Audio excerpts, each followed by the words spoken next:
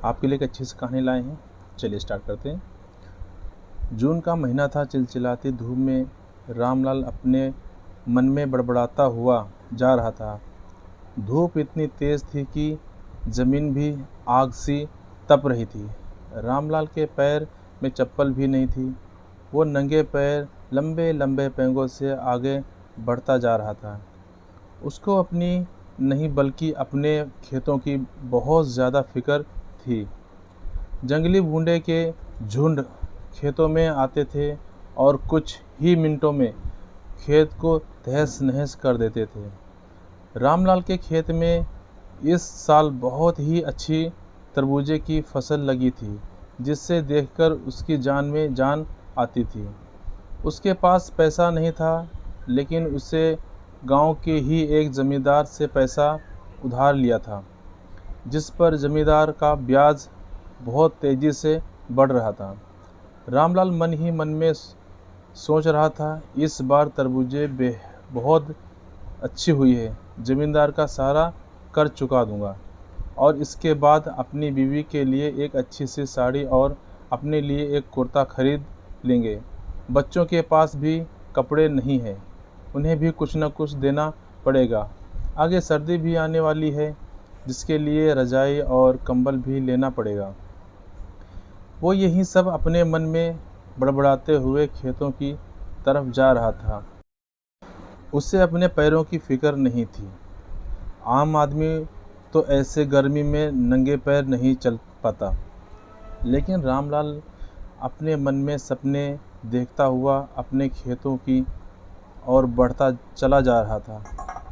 खेत के पास पहुंचते ही रामलाल गदगद हो गया। खेत में बहुत अच्छी तरबूजे की फसल थी। वो यह समय खेत में ही आते जाते रहता, क्योंकि अगर धोखे से भी बूंदे आ गया तो उसका पूरा का पूरा खेत कुछ ही समय में ख़त्म हो जाएगा और उसके सपने मिट्टी में मिल जाएंगे। इसलिए रामलाल दिन में और रात में पूरा समय खेत में ही गुजारता था। रामलाल की पत्नी भी फूली नहीं समा रही थी, क्योंकि 10 साल बाद उनके खेतों में इतनी अच्छी फसल लगी हुई थी, क्योंकि गर्मी बहुत ज़्यादा थी।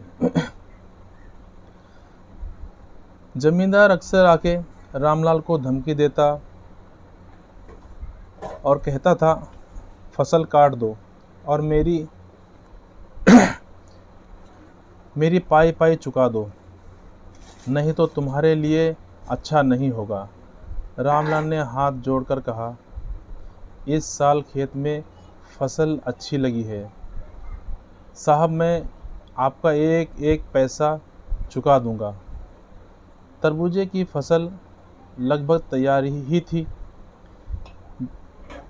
जितनी खुशी आज रामलाल को हो रही थी, इनका अंदाज़ा लगाना आज मुश्किल था।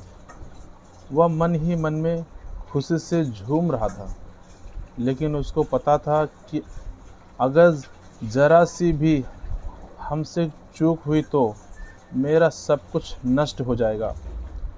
रात में भी वो ज़रा सी आहट से उठ बैठता था, अपने खेत में इधर उधर देखता और आकर फिर से सो जाता।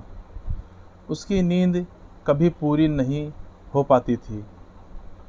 उसके सपने में खेतों की याद बनी रहती थी। 3 दिन बाद जब तरबूजे की फसल को कटाई करके शहर भेजने वाला था, रामलाल और उसकी पत्नी बहुत खुश थे। उन्होंने पता था कि अब हमारा भी अच्छा समय शुरू होने वाला था। हम सब भी अच्छे कपड़े पहनेंगे, हमारे पास भी रजाई और गुदगुदे गद्दे होंगे, ताकि सर्दी में पूरी रात ठुठर ठुठर कर ना गुजारनी पड़े। रामलाल और उसकी बीवी ने हज़ारों सपने अपने मन में संजो के बैठे थे, क्योंकि फसल इतनी जो अच्छी थी। रामलाल की फसल को देखकर पड़ोसी को भी जलन हो रही थी। रामलाल ने अपने पूरे खून पसीने लगाकर फसल तैयार की थी। 4 बीघे की फसल गांव में किसी के पहली बार की थी और इतनी अच्छी फसल शायद आसपास के गांव में कई साल बाद रामलाल ने ही की थी। खेत में तरबूजे चमक रहे थे। इस साल तरबूजे की कीमत भी बहुत अच्छी थी, इसलिए रामलाल सोच रहा था कि उसका सारा कर्ज चुकता हो जाएगा और बहुत सारे रुपए भी बच जाएंगे। अगले दिन रामलाल सुबह जगा और हालांकि रात वो सो नहीं पाया था। रात भर जानवरों को भगाता रहा, मगर सुबह जब उसने अपनी फसल को देखा तो एकदम से उसकी खुशी से उसका चेहरा एकदम लाल हो गया। उसकी पत्नी खाने को कहकर खेत में और आ गई। रामलाल को खाना खिलाया और उसके बाद रामलाल आराम करने लगा। रामलाल की पत्नी खाना देकर चली गई। रामलाल खेत में एक छोटी सी लड़की की झोपड़ी बना कर रहता था। उस झोपड़ी में आराम करने लगा। दोपहर 12 बज चुका था। रामलाल भी उठकर इधर उधर देख रहा था, क्योंकि दोपहर में जंगली भूंडों का खतरा ज़्यादा बना रहता था।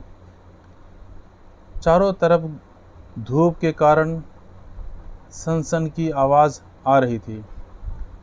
चारों ओर सन्नाटा छाया हुआ। रामलाल के खेत में गांव की दूरी लगभग 1 किलोमीटर थी। रामलाल ने इधर उधर देखा, कोई नज़र दूर दूर तक नहीं आया। ये सोचकर वो आराम करने लगा। इतने में ही उसे कब नींद आ गई उसे पता ही नहीं चला।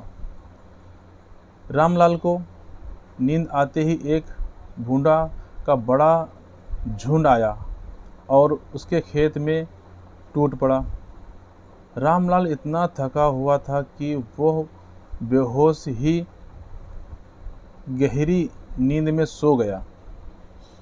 उससे कुछ पता ही नहीं चला और भूंडे ने उसके खेत को कुछ ही मिनटों में पूरी तरह से तहस नहस कर दिया। सारे तरबूजे और पौधों पूरी तरह नष्ट कर दिए।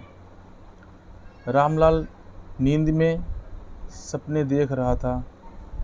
भूंडे ने पूरा का पूरा खेत साफ कर दिया था। दोपहर को 3 बजे के आसपास रामलाल की पत्नी खेत में आई। तब खेत में उस समय सिर्फ 2 ही भूंड घूम रहे थे। बाकी खेत पूरी तरह से साफ हो गया था। उसमें एक भी तरबूजा नहीं बचा था। रामलाल की पत्नी दौड़ती हुई गई जहां रामलाल सोया हुआ था। उसने रामलाल को जगाया और जब रामलाल उठकर अपने खेत की तरफ देखा तो उसका पूरा रंग ही उड़ गया। वह वहीं पर अपना माथा पीटने लगा। उसके सारे सपने बस थोड़ी ही देर में चकनाचूर हो गए। अब वह सोच रहा था, जमींदार का कर्ज कैसे चुकाऊं। रामलाल की पत्नी बेहोश होकर वहीं पर गिर गई। रामलाल को भी कुछ होश नहीं था। उनको भारी आघात हुआ था। वह बहुत बड़ा आदमी बनने का सपना नहीं देख रहा था। वह सिर्फ अपना घर सुधारने के बारे में सोच रहा था, लेकिन अब उसके सारे सपने पूरी तरह से टूट गए थे। रामलाल को भी उसकी पत्नी की आंखें देखकर पत्थरा सी गई थी। खेत में चल रहे 2 भूंड भी अब जा रहे थे। शायद उसका भी पेट भर गया था। खेत में ऐसा कुछ भी नहीं बचा था कि उसे जानवर भी खा सकें। रामलाल ने आसमान की तरफ देखा और फिर वहीं गिरकर बेहोश हो गया। आपको अगर कहानी हमारी अच्छी लगी तो प्लीज़ लाइक, सब्सक्राइब, शेयर ज़रूर करें और बेल आइकॉन की घंटी ज़रूर दबा दें ताकि हमारे आने वाली वीडियो की जानकारी आपको मिल सके। Thank you.